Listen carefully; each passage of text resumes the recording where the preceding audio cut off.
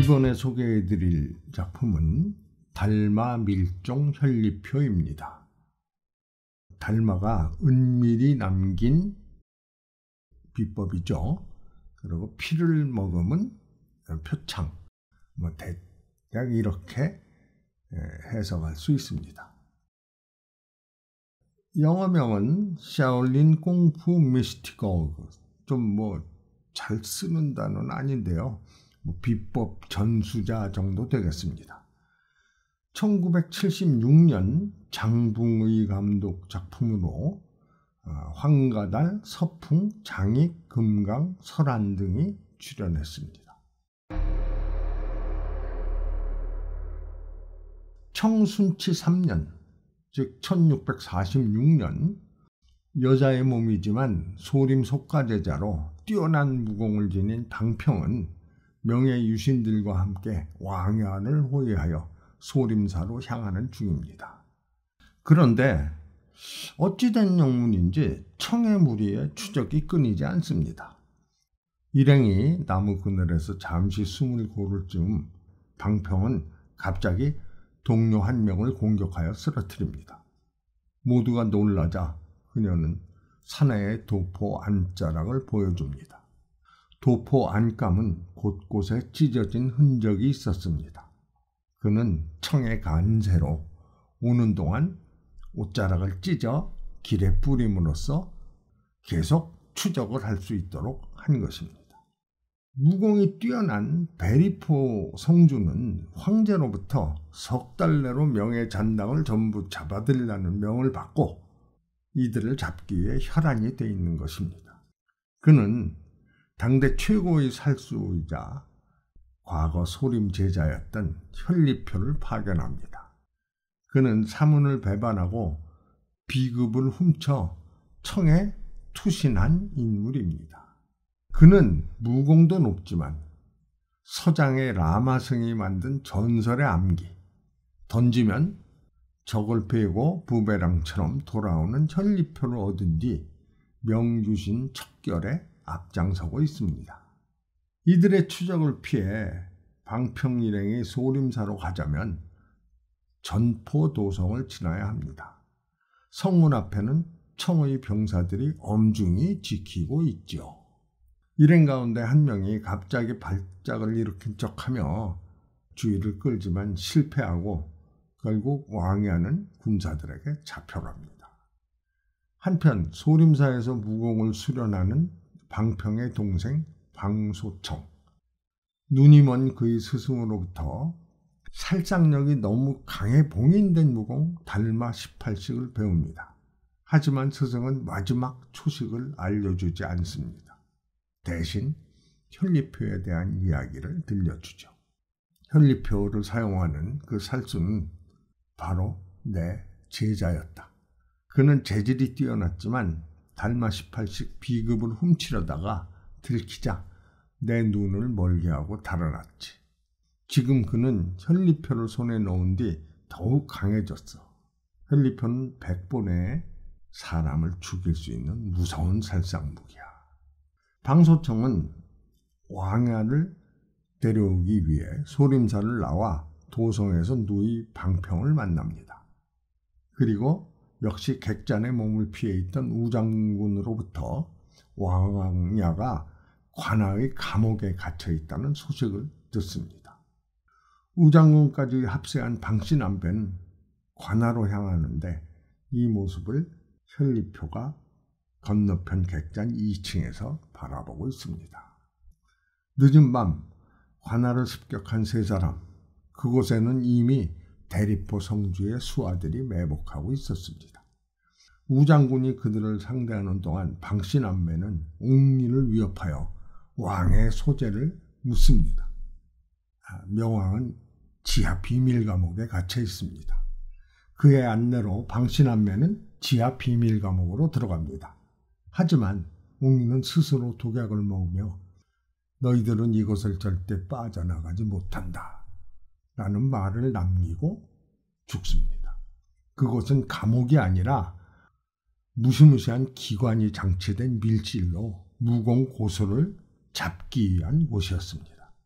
두 사람이 들어서자 육중한 돌문이 내려와 저절로 닫히고 뾰족한 칼날이 박힌 벽이 좁혀옵니다. 또한 역시 칼날이 달린 천장도 내려오죠. 방소청이 온 힘을 다해 벽을 밀며 버티는 동안 방평은 기관을 조종하는 장치를 찾아내어 간신히 무력화시킵니다. 기관이 작동을 멈추자 돌문이 열리고 두 사람은 무사히 빠져나옵니다. 우장군은 이미 불교에 객기되어 있었고 그들을 기다리고 있는 것은 가장 무서운 적 현리표였습니다. 위기에 몰린 방신남매, 그때 은밀히 명예유신을 돕고 청의 간세들을 척살하는 협객, 수수께끼의 인물 낙엽표가 나타나 현리표와 맞섭니다. 그는 낙엽 모양의 암기를 사용하기 때문에 그런 별명이 붙은 겁니다. 그의 도움으로 방신남매가 무사히 관할을 빠져나가자 낙엽표도 몸을 피합니다. 하지만 마지막 순간 허리에 차고 있던 영패가 현리표에 의해 잘리고 맙니다. 그러나 낙엽표는 이 같은 사실을 모른 채 사라지죠. 현리표를 만난 베리포 성주가 현리표마저 튕겨내는 밀종기공을 수련하는 동안 사람들의 눈을 피해 밀통을 하던 성주의 부인과 집사가 살해당하는 사건이 일어납니다. 흉수는 다름 아닌 낙엽표. 분노한 성주가 성내 모든 인원을 모아 흉수를 색출하려 하자 현리표가 나서죠. 그러실 필요 없습니다. 범인은 아주 가까이 있으니까요. 현리표는 성주의 잔심부름을 하던 반편이 이천풍을 공격합니다. 옷자락을 들추자 그의 영패는 잘려 있었고 나머지 잘린 부분을 현리표가 갖고 있었습니다. 한 소림승려가 나타나서 사흘 후에 대법회가 열리고 그때 왕야를 다른 곳으로 피신시킬 것이라는 사실을 전합니다. 이에 베리포 성주는 명예잔당을 척결할 심산으로 명왕을 엄중히 호송하여 다른 죄수들과 함께 광주로 보내는 한편 자신은 직접 소림사를 방문합니다. 그동안 방신남매는 죄수를 호송하는 청의 군사를 습격하여 왕을 구출하여 소림사로 돌아옵니다. 스승은 방평에게 현리표를 막을 수 있는 자석으로 만든 검을 줍니다. 그동안 승려의 안내로 소림사에 들어왔던 베리포 성주는 기관장치에 의해 수하들을 잃고 자신도 밀실에 갇히고 맙니다. 이 모든 것이 현리포의 간계에 의한 것이었습니다. 베리포 성주를 가둔 현리표는 자신의 조력자인 승려마저 해치웁니다. 그리고 밀실에 갇힌 성주 앞에는 방신남매가 나타납니다. 이들은 성주의 손에 목숨을 잃은 방장군의 자식이었죠. 도건불침의 밀종기공을 익힌 베리포, 칼로 쳐도 소용이 없지만 단 한 곳 약점이 있었습니다. 그곳은 바로 발바닥. 방신남매는 평소 수련하던 대로 바닥에 콩을 뿌립니다. 콩 때문에 중심을 잃고 발바닥을 보이며 쓰러지는 성주, 그 틈을 노리고 방평이 몸을 날려 칼로 발을 꿰뚫습니다.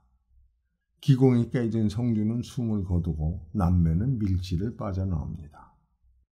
한편 현리포는 자신이 눈을 멀게 만든 스승을 찾아가 참회의 눈물을 흘리며 성주를 가둬놓았다며 접근합니다. 그러다 갑자기 현리표로 스승을 찌르며 달마 18식 비급을 내놓으라고 다그칩니다. 그때 방신남매가 나타나 그의 앞을 막자 그는 현리표를 던집니다. 방청이 자석검을 사용하여 현리표를 묶지만 또 다른 현리표가 방소청을 향해 날아갑니다. 방평이 몸으로 현리표를 막으며 쓰러집니다. 둘 다 빈손이 된 현리표와 방소청. 똑같이 달마 18식을 사용하지만 공력이 높은 현리표가 우세합니다. 그런데 현리표는 방소청을 공격하는 척하다가 사부에 가까이 다가가 공격을 합니다. 그러자 사부는 달마 18식 최후의 초식 만불조정으로 그를 쓰러뜨립니다. 현리표에 맞아 중상을 입은 사부도 숨을 거두고 방소청은 누이 방평의 시체를 안고 고향으로 돌아갑니다.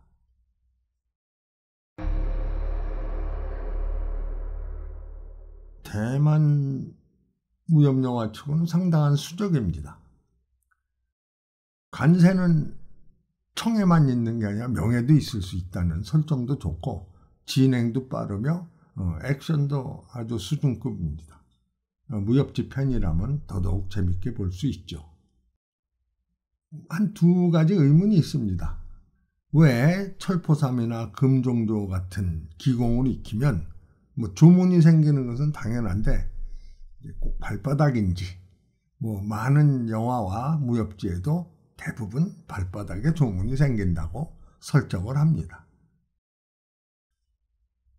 그리고 현리표는 폭탄이 달려있지 않습니다. 하지만 날아가서 어떤 물체를 가격할 때 폭발이 일어납니다. 그것은 아마도 회전력이 너무 강해서 작은 폭발이 생긴다고 생각할 수 있습니다.